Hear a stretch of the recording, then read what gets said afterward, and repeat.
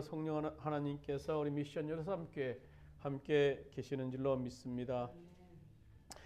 오늘 본문에서 사도 바울은 오늘 로마서 8장 본문의 전장인 7장에서 자신의 심각한 죄성에 대해서 고민을 해요. 그래서 7장 마지막 부분에 보시면 오라 나는 곤고한 사람이로다. 이 사망의 몸에서 누가 나를 건져내려?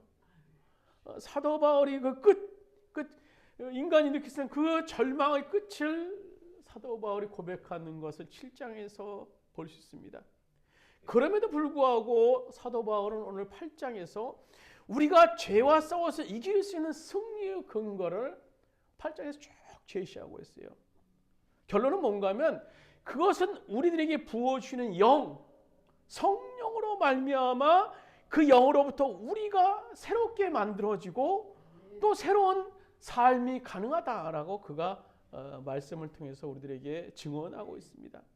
우리가 인생을 살면서 어떤 일을 잘할 수 있느냐, 승리할 수 있느냐 하는 것은 그 일에 대한 어떤 승리할 수 있는 그런 요건들, 요인들에 의해서 좌우됩니다. 그런데 그것보다 더 중요한, 승리에서 그것보다 더 중요한 요인이 있어요. 그것은 나타나지 않는 것이지만 그것은 승리할 수 있다는 그 믿음, 확신이 너무너무나 중요해요. 제가 요즘에 지난주에 삼국지를 다시 한번 읽어봤어요. 예전처럼 두꺼운 책이 아니라 좀 정리해서 조그맣게 해서 한 2권으로 만든 그런 책인데요. 그 삼국지는 잘 아시지만 그 위초고, 옛날 중국의 위초고라는 세 나라의 형성을 이제 여러 많은 사람들을 통해서 소설로 만든 그런 얘기예요. 여러 수없이 많은 사람이 등장하면서 죽고 또 그 안에서 모략과 여러 가지 또 싸움들이 벌어지는 그런 얘기인데요. 참 그 짧은 책이지만 그 책에서 보면 그 인간의 여러 가지 삶의 모습을 볼 수 있어요. 그런데 그 위초고 세 나라 중에서 촉이라는 나라를 이룬 유비, 관우, 장비, 제갈량이라는 세 사람이 있는데요. 그 삼국지에서 가장 많이 나오는 인물이죠.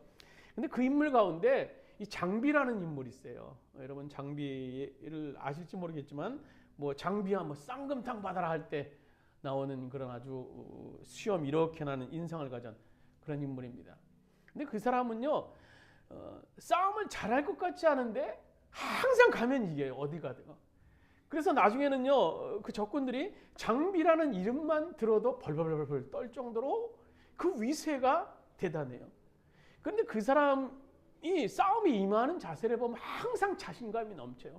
언제든지 누구 와라. 나는 다 무찌를 수 있겠다. 그래서 칼을 막 휘두르면서 그 사람 가는 곳곳마다 칼이 스치지 않아도 막 넘어지는 것 같아요.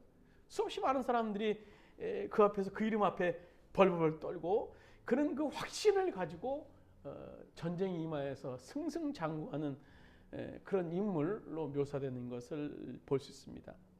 그 믿음이라는 것, 어떤 싸움이 있어서 승리할 수 있다는 믿음이라는 것이 참 중요한 것 같아요. 반면에 사사기 7장에 보시면요, 14만 5천 명, 10만 5천 명, 10만 5천 명의 군대가 질 수 있을 것이라는 그런 패배 의식에 젖어서 300명의 군대 앞에서 초토화된 사건을 기록하고 있죠.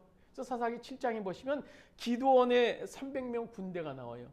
의병이에요, 의병. 그것도 정규군이 아니라 일하던 사람들을 모아서 싸운 300명의 군대가 10만 5천 명의 군대와 싸워서 이긴 얘기예요. 그 얘기는 이렇게 되죠. 하룻밤, 어느 날 밤에 13만 5천의 그런 13만 5천의 그 미디안 군대 사람 중에 한 사람이 꿈을 꾸게 돼요. 자는데 꿈을 꾸게 되는데 보르토 한 덩어리가 자기가 있는 진영에 들어와서 그 진영을 막 더 휩쓸고 다니는 거예요. 그래서 그 진영이 초토화되는, 쑥대밭되는 그런 꿈을 꾸게 돼요. 그래서 너무 꿈자리가 이상해서 꿈을 깬 후에 어떤 꿈을 잘 해석할 것 같은 그런 병사에 가서 묻죠. 한 병사가 그 꿈에 대해서 해석하기를, 아이고 이제 우리는 큰일 났어요. 우리 진영에 저 기드온의 군사들이 들어와서 우리를 쑥대밭으로 만들 것 같습니다. 그런 꿈인 것 같아요. 라는 그런 꿈 해석을 이제 얘기하게 됩니다. 그러자 그 얘기를 들었던 많은 병사들이 그만 겁에 질리고 맙니다. 아, 저 300명의 군사는 뽑고 뽑은 사람들 중에 최고의 사람이야. 아마 우리들이 질 줄 몰라. 이런 패배의 기운이 13만 5천의 그 미디안 전체 감도는 가운데 기드온의 300명 군사가 야밤에 기습을 하죠. 불을 지르고 또 항아리를 깨트리고 야밤에 기습을 하자 13만 5천의 그런 미디안 군대들은요 자중질환을 일으킵니다. 깜깜하고 안 보이고 불나고 막 깨지는 소리가 들으니까 정신이 하나 없는 거예요. 그래서 두려움에 떨던 그들이 야 이제 기드온의 군사들이 우리를 쳐들어온다고 도망가자 막 서로 적인 줄 알고 서로 싸우다가 자중질환을 일으키다가 대패하고 몇몇만 살아남았다라는 그런 얘기를 기억하고 있어요. 그렇습니다. 미디안 군대 전체에 퍼져버린 패배의식에 그들은 싸우기도 전에 전의를 상실해버리고 말았다라는 거예요. 저런 패배의식은요 우리가 싸우지도 못하고 우리를 패배하도록 만들 수 있는 그런 중요한 요인이 되는 거예요. 결국 싸움이라는 것은요 확신을 가지고 싸우느냐 확신 없이 싸우느냐 하는 것이 싸움의 승패의 결정적인 요인이 될 수 있다는 겁니다. 승리에 대한 확실한 믿음이 이처럼 중요해요. 오늘 본문에 사도 바울 보세요. 바울이 살고 있던 그 시대에 로마의 그런 막강한 정치력, 그것은요 당시 세계를 지배하고 있습니다. 지금 뭐 미국 이상의 그런 미국의 텃세가 요즘 얼마나 심합니까? 미국 이상의 막강한 권력이 로마에 있었어요. 근데 그럼에도 불구하고 사도 바울은요 이 세계를 복음으로 바꾸는 것이 가능하다고 믿었습니다. 오늘 37절 우리가 로마서 8장 37절에 보시면 바울 사도가 이렇게 말하죠. 그러나 이 모든 일에 우리를 사랑하시는 이로 말미암아 우리가 이긴다 정도가 넉넉히 이기느니라 라고 고백하고 있어요. 넉넉히 이기느니라. 오늘 이 확신이 오늘 우리의 확신이 되었으면 좋겠어요. 우리의 현실 또 이 세상의 문화 모든 것들이 우리를 주눅들게 하고 작게 만들 수 있지만 오늘 넉넉히 이기는 이 모든 일에 말미암아 우리가 넉넉히 이기느냐. 그 로마의 압제, 로마의 강력한 그런 로마의 복음이라고 해서는 그것들이 누리고 있는 지배하는 세상이었지만 오늘 바울 사도는 이 모든 일에 우리를 사랑하시는 이로 말하면 넉넉히 이기느니라 말하고 있어요. 바울도요 로마의 그 막강한 권력 앞에 당시 예수님의 복음이 얼마나 연약한 줄 알았어요. 느꼈겠죠. 그러나 그런 예수의 복음으로 인한 승리에 대한 움직일 수 없는 확신이 그에게 있었을 것입니다. 그것은 그를 새롭게 한 영 때문에, 그를 새롭게 한 영, 성령. 그전에 몰랐어요. 그전에 그냥 보이는 대로 율법에 의해서 그것이 아니다라고 얘기하면 사람들을 죽이고 예수 믿는 사람을 핍박했던 사람인데 다메섹에서 성령을 발견한 후에 바울 사도는 새로운 사람이 됩니다. 그를 새롭게 한 영 때문에. 그를 새롭게 한 영이 어떤 것입니까? 그게 어떻게 했기 때문입니까? 먼저 바울 사도에게 새로운 생각을 줬어요. 오늘 우리 6절 말씀, 본문 6절 말씀 같이 한번 읽도록 하겠습니다. 6절입니다. 육신의 생각은 사망이요 영의 생각은 생명과 평안이니라. 우리 사람이라는 존재는요 누구나 생각하면서 살아가는 존재예요. 그래서 파스칼이라는 사람이 인간을 가리켜서 인간은 생각하는 갈대다라고 말할 정도로 많은 생각을 하면서 사는 존재. 그래서 우리가 무엇을 생각하느냐 하는 것은 우리의 말과 행동을 결정하게 되고 결국 인생의 열매가 그에 의해서 결정된다라는 겁니다. 그래서 오늘 본문은 아주 단호하게 두 종류의 생각을 대조합니다. 하나는 육신의 생각, 하나는 영의 생각. 육신의 생각, 영의 생각. 주님을 만나기 전에, 거듭나기 전에 오늘 바울 사도가 또 우리가 가진 생각은 육에 대한 생각이었어요. 그러나 주님을 만난 후에, 거듭난 후에 우리의 생각은 영의 생각으로 바뀌게 됩니다.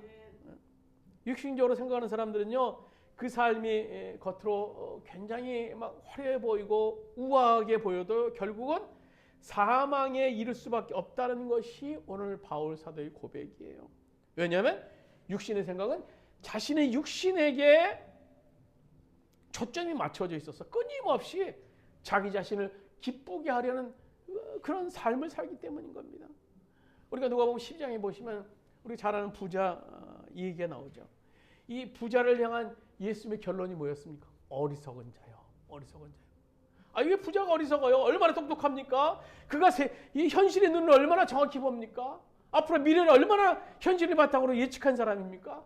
그러나 그를 향한 예수님의 일성은요, 어리석은 자라는 거예요. 이 어리석은 자가 왜 그 부자가 어리석어가 됐습니까? 그는 그 모든 것이 자신의 것이라고 생각했어요. 내 재물, 내 곡식, 내 물건, 내 곳간, 심지어 영혼까지는 내 영혼이었어요. 그의 삶의 초점은요, 쌓아놓은 부로 인해서 오로지 자기에게 기쁨이 되고자 하는 육의 생각이 그를 지배하고 있었던 겁니다. 오늘 8절은 이렇게 말합니다. 육신에 있는 자들은 하나님을 기쁘시게 할 수 없느니라 라고 말하고 있어요. 육신의 생각에 초점이 맞춰지면요, 왜 하나님을 기쁘게 할 수 없습니까? 하나님이 보이지 않거든요. 하나님이 보이지 않아요. 그래서 당연히 하나님을 기쁘시게 해드릴 수 없는 거예요. 그래서 그 결과 육신에 속한 사람 늘 불안합니다. 남보다 더 가져야 되고 또 이겨야 되고 내 뜻대로 상황이 풀려야만 되고 그렇지 않으면 불안해요. 결국 그 끝은 공허함과 갈등 그리고 영적인 죽음입니다. 그래서 육적인 생각은요, 결국 우리를 깊은 절망의 늪으로 끌고 갈 수밖에 없는 겁니다. 그러나 성령이 우리에게 찾아오실 때 나타나는 놀라운 변화가 있습니다. 육신을 위해서 살던 자들이 성령님을 따라 생각하기 시작한다라는 거예요. 그것은 내 안에 계신 성령께서 내 생각의 주도권을 그분께 내어드리는 것을 의미하는 거예요. 성령님께서 우리의 생각의 주도권을 맡기면요, 성령님은 우리에게 믿음의 안경을 씌워주세요. 믿음의 안경을 씌워주세요. 그래서 변화가 일어나죠. 첫 번째는 관점의 변화가 일어나요. 환경을 보던 눈이, 상황을 보던 눈이 하나님을 보는 눈으로 바뀌게 됩니다. 또 하나는요, 해석하는 변화가 일어나요. 고난을 저주로 보지 않게 됩니다. 예전에는요, 고난 가운데 하나님을 원망하고 또 저주하고 세상 사람들 탓했지만요, 고난을 저주로 보지 않고 하나님의 연단과 계획으로 해석하게 되는 그런 눈을 갖게 되는 겁니다. 또 하나는요, 가치의 변화가 일어납니다. 일시적인 세상의 쾌락보다도 영원한 하나님 나라의 기쁨을 사모하는 삶을 살게 되는 겁니다. 이것이 성령님이 우리에게 주시는 믿음의 안경을 씌워준 자에게 가질 수 있는 그런 변화예요. 성령님은 억지로 우리를 조종하거나 그런 것을 원치 않으세요. 하지만 매 순간 우리에게 말씀하시고 또 선한 생각을 우리에게 불어넣으세요. 그래서 우리가 그것에 귀를 기울일 때 우리의 생각은요, 비로소 영의 생각으로 거듭날 수 있게 된다는 겁니다. 우리 민수기 13장에 보시면요, 12명의 정탐꾼이 이제 같은 땅을 정탐하고 옵니다. 그들은 같은 성, 같은 거인, 같은 현실, 같은 상황들을 봤어요. 그러나 결론은 완전히 달랐습니다. 10명의 정탐꾼은 말합니다. 우리는 그들 앞에 메뚜기 같습니다. 우리는 그들 앞에 메뚜기 같습니다. 이건 육신의 생각이지만요, 현실을 정확히 본 거예요. 현실을 정확히 본 겁니다. 그러나 하나님은 계산에서 빠져 있었어요. 하나님은 빠져 있습니다. 그 결과가 뭡니까? 그들에게 나타난 그 결과가 뭐예요? 두려움이었어요. 원망이었어요. 공동체의 붕괴, 광야의 40년의 방황이었습니다. 육신의 생각은 언제나 이렇게 말해요. 현실적으로 안 돼요. 지금 상황에서는 불가능해요. 상식적으로 그게 말이 안 되죠. 문제는요, 현실인식이 아니라 하나님이 빠진 현실인식이라는 겁니다. 그러나 영의 생각은 성령께서 주시는 생각은 뭡니까? 새로운 관점이에요. 그것은 인간이 스스로 만들어내는 어떤 긍정적인 사고 정도가 아니에요. 될 수 있어, 하면 된다, I can do it, 그 정도가 아니라는 겁니다.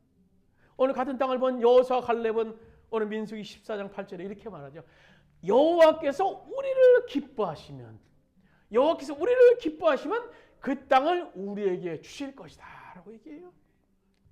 그것은 이제 정보의 차이가 아니라 생각의 주도권이 지금 누구에게 있느냐라는 그런 차이인 겁니다. 육신의 생각은 내 중심입니다. 영의 생각은 하나님의 중심으로 이루어져요. 그래서 영의 생각은요, 현실을 부정하는 것이 아닙니다. 그것은 현실에 계신 하나님을 보게 하는 것이 바로 영의 생각이라는 거예요.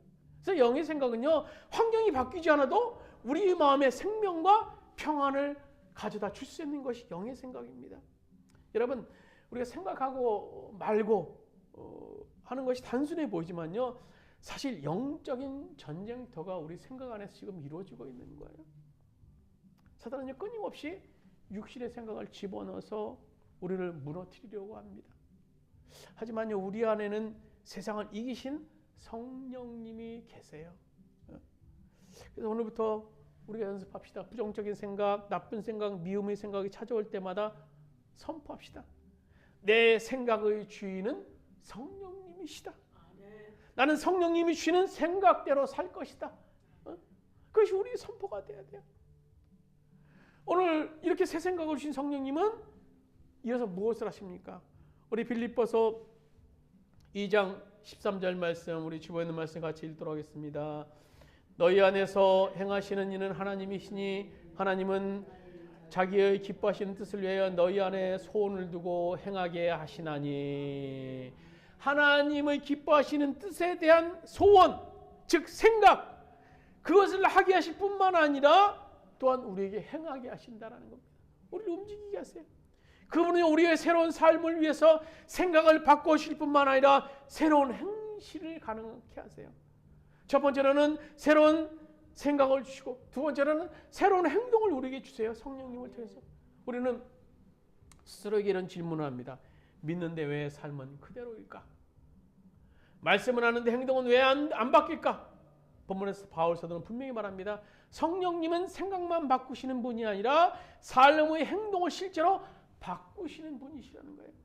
우리 10절 말씀 보면 본문 이렇게 기록하고 있죠. 또 그리스도께서 너희 안에 계시면 몸은 죄로 말미암아 죽은 것이나 영은 의로 말미암아 살아 있는 것이니라. 여기서 말하는 몸은요, 육체 그 자체, 우리의 육신 그것이 아니라 죄가 지배했던 삶의 방식, 옛 자아를 말씀하고 있는 거예요. 성령님이 오시기 전에 몸이 생각을 끌고 갔어요. 본능에 따라서, 습관에 따라서, 충동에 따라서 우리들의 행동을 결정했어요. 옛 자아가. 그러나 성령님이 오시면요, 행동의 주도권이 바뀌게 되는 겁니다.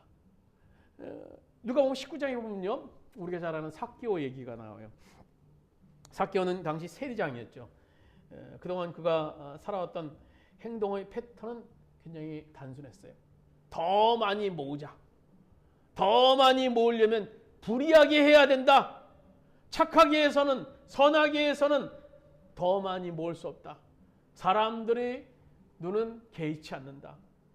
그것이 그의 그동안의 삶의 패턴이었어요. 그러나 예수님이 그의 집에 들어오신 후에, 예수님을 영접한 후에 그의 행동은 먼저 바뀝니다. 내 소유의 절반을 가난한 자들에게 주겠습니다. 또 잘못 뺏은 것이 있으면 4배나 제가 갚겠습니다. 누가 삭개오에게 시킨 건가요? 당시 세무법이 새롭게 바뀐 건가요? 아닙니다. 성령께서 그 안에 거하시며 행동을 새롭게 변화시켜 주신 거예요. 오늘 13절은 이렇게 말합니다. 너희가 육신대로 살면 반드시 죽을 것이로되 영으로서 몸의 행실을 죽이면 살리리니. 성령이 주시는 생각대로 살면 그 순간 몸의 행실이 죽어버린다라는 겁니다. 여기서 몸의 행실이 죽어버린다라는 것은요, 그냥 단순히 죽는다는 게 아니라 여기 보면 몸의 행실을 우리가 죽이면 살리라고 말씀하고 있어요. 이것은요, 우리는 능동적인 행동을 얘기하는 거예요. 성령님이 우리를 로봇처럼 조종하시는 것이 아니라 성령님의 능력을 힘입는 사람은요, 죄의 습관을 끊어버리려는 결단, 새로운 삶을 살 수 있음을 말씀해 주고 있는 거예요. 한마디로 말하면 성령대로 생각하면서 움직인다라는 겁니다. 내 속에 일어나는 육신의 생각, 부패하고 깨끗하지 못하고 우리를 좌절시키고 타락시키고 실망하게 하는 그런 생각을 향해서 쫓아가지 말고 성령님이시는 생각대로 움직이면 그 순간 몸의 행실이 죽고 부활의 새로운 삶을 살게 된다는 겁니다. 오늘 11절 말씀, 우리 본문 11절 말씀 같이 읽도록 하겠습니다. 예수를 죽은 자 가운데 살리신 이의 영이 너희 안에 거하시면 그리스도 예수를 죽은 자 가운데 살리신 이가 너희 안에 거하시는 그 영으로 말미암아 너희 죽을 몸도 살리시리라. 예수를 죽은 자 가운데 살리시던 영이, 성령님이 어디에 계시다라는 거예요? 너희 안에 계시다라는 겁니다. 우리 안에 계시다라는 거예요. 그래서 예수님께서 부활이 가능하게 하셨던 것처럼 우리의 죽은 몸, 죄로 물들었고 또 좌절과 상실과 고통과 또 마지막에도 생각하는 그런 실패와 그런 속에 있다 할지라도 살리시는 부활을 행하신다라는 것이 바로 오늘 바울의 고백이에요. 성령께서 부활을 가능하게 하셨기 때문이라는 겁니다. 성령님은요, 우리를 구경꾼으로 부르시지 않으셨습니다. 우리를 하나님의 자녀답게 행동하는 사람으로 부르셨어요. 그래서 그 영이 우리들이 죄를 이길 수 있게 하시는 겁니다. 미움을 이기고 사랑을 선택하게 하세요. 절망을 딛고 일어나서 다시 소망의 일을 시작하게 하시는 분, 그분이 성령님이시라는 겁니다. 그래서 우리가 패배할 수 없는 이유, 성령께서 먼저 우리에게 새로운 생각을 주세요. 그리고 이어서 새로운 행실을 가능케 하십니다. 뿐만 아니라 우리에게 이제 새로운 신분을 주세요. 세 번째로 새로운 신분, 우리 15절 말씀, 본문 15절 말씀 같이 읽도록 하겠습니다. 너희는 다시 무수하는 종의 영을 받지 아니하고 양자의 영을 받았으므로 우리가 아빠, 아버지라 부르짖느니라. 우리가 패배할 수 없는 이유는 뭡니까? 즉 우리가 두려워하지 않을 이유는 이제 두려움의 영이 우리를 지배하지 못하기 때문인 거예요. 이 세상에서 두려움의 영이 우리를 지배하기 시작하면요, 우리가 할 수 있는 것이 없더라고요. 방구석에 앉아서 두려워 떨 수밖에 없어요. 두려움의 영이 우리 지배하면요, 이 세상에서 할 수 있는 것은요, 점점 더 없어집니다. 그러나 이제 성령을 받은 사람은요, 양자의 영을 받게 된다는 겁니다. 하나님은 우리가 예수 그리스도를 믿었을 때 우리를 양자로 삼으셨어요. 그래서 성령님을 양자의 영이라고 말씀하고 있는 겁니다. 이 양자에 대해서는요, 우리가 좀 설명할 필요가 있는데요. 이 양자라는 말은 우리들의 상식 속에는, 우리들의 문화의 상식 속에는 그다지 높게 평가가 되지 않습니다. 그래서 뭐 남의 집에서 데려온 그런 뭐 사람 이렇게 얘기를 하는데요. 그러나 성경을 기록할 당시 로마 당시 양자라는 것은요, 로마의 상류층에만 있었던 상류 문화였어요. 그래서 양부모는 양자를 얻기 위해서 오랜 준비를 합니다. 그리고 먼저 양자를 많은 아이 중에서 주변에 지목해요. 그리고 오랜 시간 그를 지켜봐요. 그래서 당시 이 양자를요, 보면 자기가 낳은 자식보다 더 공을 들여서 키우는 그런 굉장한 독특한 문화가 로마 상류층에 있었어요. 그렇기 때문에 로마의 문화권에서는요, 양자는요, 자기가 낳은 자녀와 조금도 차별이 없었습니다. 어떤 경우에는요, 자기가 낳은 자녀보다도 양자가 더 귀하게 대접받는 그런 경우도 있었습니다. 그렇게 양자를 삼게 되면 제일 먼저 하는 일이 가정교사, 이제 랍비라고 할 수 있는 선생을 붙여주죠. 그래서 아주 우수한 가정교사를 이제 골라서 이제 붙여주고, 그 가정교사를 통해서 거기 부모가 어떤 분인가를 잘 소개시켜주게 하고, 또 부모가 원하는 그런 교육 방식을 충실하게 시키게 합니다. 그런 교육이 끝나게 되면요, 그 가정교사는 양자에게 이런 얘기를 합니다. 얘야, 너를 위해서 너의 양부모들은, 너의 부모들은 놀라운 상속을 준비해 놓았다. 성령님께서도요, 양자의 영을 받은 우리에게 하시는 일도 똑같아요. 성령께서 찾아서 제일 먼저 하시는 일은요, 하나님 아버지를 우리에게 알게 하시고 부르게 하세요. 그래서 오늘 성경의 말씀대로, 우리가 읽은 15절 말씀대로 우리가 아빠 영을 받으면 우리가 아빠 아버지라고 부른다라고 말씀해 주고 계세요. 우리가 어떻게 감히 하나님을 향해서 아빠 아버지 그렇게 부를 수 있는 존재입니까? 이것은요 엄청난 일이에요. 엄청난 일. 양자의 영을 받았기에 가능한 거예요. 또 성령님은요 아버지께서 원하시는 것을 계속 우리에게 가르쳐 주세요. 양자의 영이신 성령님께서 우리에게 계속 가르쳐 주세요. 성령님이 우리 가정교사와 같은 그런 역할을 하세요. 그리고 가정교사가 교육이 끝날 때 이제 얘기했던 것처럼 오늘 성령님은 우리에게 말씀하세요. 너희 아버지는 너를 위해서 준비하셨고 너는 그 상속자다. 이것이 오늘 17절 말씀이에요. 우리 17절 말씀 같이 읽도록 하겠습니다. 자녀이면 또한 상속자 곧 하나님의 상속자여 그리스도와 함께한 상속자니라. 여기까지요. 이 빛나는 영광의 상속을 받을 수 있는 눈이 있다면 설상 이 땅에서의 삶이 우리를 패배자처럼 보이게 만든다 할지라도 우리는 좌절할 필요가 없어요. 우리는 예수 그리스도와 함께 하나님의 나라의 상속자이기 때문인 겁니다. 그분과 함께 하나님 나라를 이어받을 상속자라는 거예요. 그런데 11절의 하반절에 보면요. 상속자로서의 영광을 누리기 위해서 있어야 될 것이 있다라고 말씀해 주고 있어요. 고난 그와 함께 영광을 받기 위해서 고난도 함께 받아야 할 것이니라. 고난을 얘기하고 있어요. 하나님께서 양자된 우리에게 고난을 좀 안 주셨으면 좋겠는데 양자로 불렀으면 이 땅에서 좀 잘 되게 했으면 좋겠는데 우리에게 고난을 주셨다라는 거예요. 그것은 아파야만 살아남을 수 있기 때문인 거예요. 아파야만 양자로서의 삶을 살 수 있기 때문인 겁니다. 여러분 암이라는 병이 있어요. 암이라는 병이 참 무서운 병인데요. 왜 암이 무서운 병입니까? 어느 날 갑자기 병원에 갔더니요. 허리가 아파서 갔더니 폐암 4기래요. 말기. 아무런 증상도 없어 허리만 아파서 허리만 찜질하고 막 그렇게 살았는데 폐암 4기래요. 어느 날 갑자기 막 소화가 안 돼서 잘 먹다가 소화가 안 돼서 갔는데 위암 말기래요. 암이라는 것은요. 그것을 느끼지 못하게 나타나는 거예요. 느낄 때는요. 굉장히 어려운 상황에 우리가 손을 쓸 수 없는 상황에 이르기 때문에 암이라는 것이 굉장히 무서운 거예요. 그런 면에서요. 감기라는 질병은요. 암에 비하면 고마운 병일 수 있어요. 조금만 감기가 바이러스가 들어오면요.